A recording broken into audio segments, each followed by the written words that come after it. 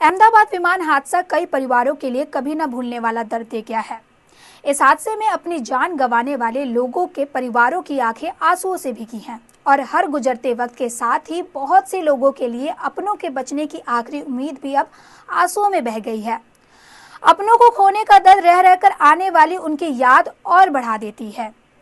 इस हादसे के वक्त विमान में क्रू मेंबर समेत 242 लोग सवार थे। इनमें से 230 यात्री, 2 पायलट और 12 क्रू मेंबर थे। इन्हीं क्रू मेंबर में शामिल मणिपुर की रहने वाली 2 लड़कियों की भी मौत हो गई है, जिनमें से एक थी थौम्बल जिले में रहने वाली नगनथोई शर्मा, जो पिछले 1.5 साल से कैबिन क्रू के रूप में वहां सेवाएं दे रही थी। उसने अपनी बहन को सुबह 11:38 पर संदेश भेजा।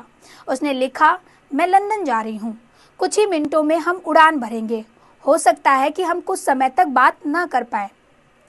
इस विमान हादसे की खबर मिलते ही परिवार में जैसे मातम सा पसर गया।